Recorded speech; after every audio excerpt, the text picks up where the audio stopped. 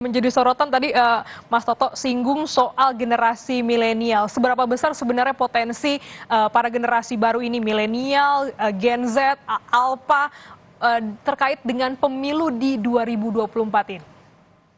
Generasi milenial itu sebetulnya tidak semuanya muda ya.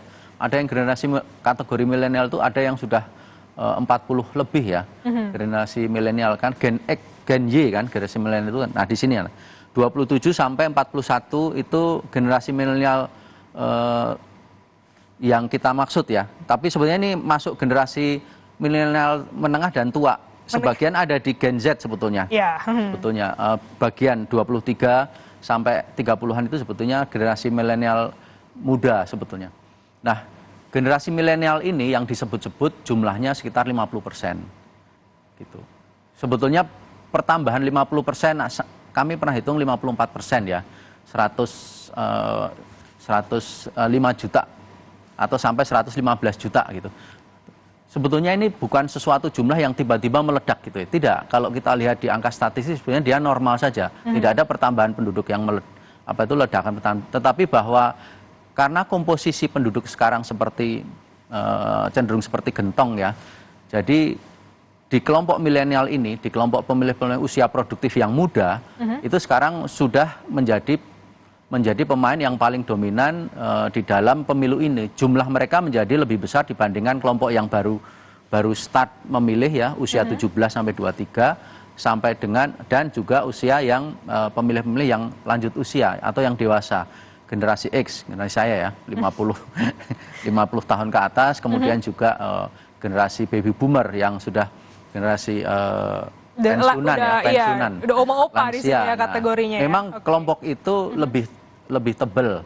Tetapi setelah kita riset sebetulnya preferensi dari kelompok ini tidak jauh berbeda dengan preferensi yang ada di kelompok-kelompok usia yang lain. Oke.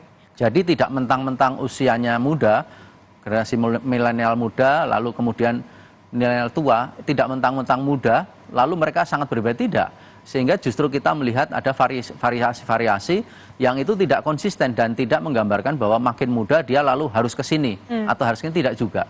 Ini masih menggambarkan karakteristik masyarakat kita bahwa di milenial tua pun juga karakteristiknya sama pilihannya, baik terhadap capres, terhadap pemilih, maupun juga terhadap wapres meskipun ada tekanan-tekanan.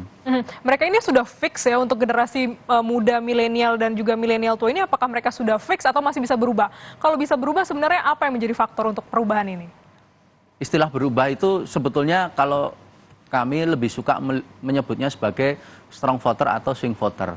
Jadi perubahan itu masih mungkin karena kalau kita lihat secara umum strong voter dan swing voter itu di masing-masing partai itu besar, apalagi di masing-masing capres ya, apalagi di masing-masing cawapres. Ini karena angkanya saja kecil, gitu. Jadi swing voter itu besar sekali. Misalnya begini, swing voternya di partai politik itu antara 30 sampai 50%. Wow. Swing voternya di partai politik di masing-masing partai bisa gradasi.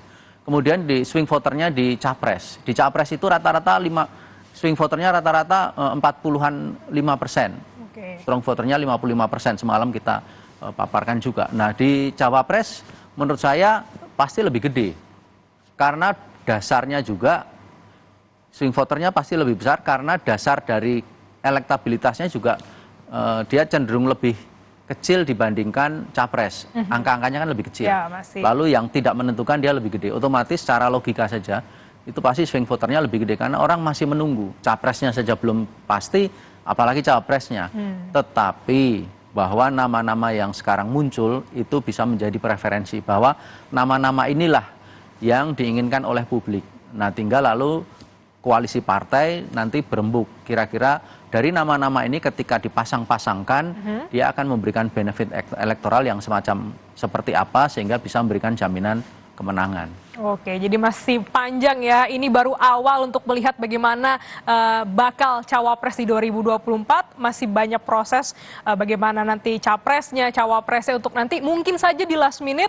Bisa juga kita bahas tadi terkait dengan generasi milenial, swing voter, strong voternya untuk bisa menentukan pilihan nanti sampai Februari 2024. Terima kasih Mas Toto telah mengulas bagaimana hasil survei Litbang Kompas pada periode April hingga Mei ini. Terima kasih, sehat selalu. Mas Toto, sampai jumpa lagi.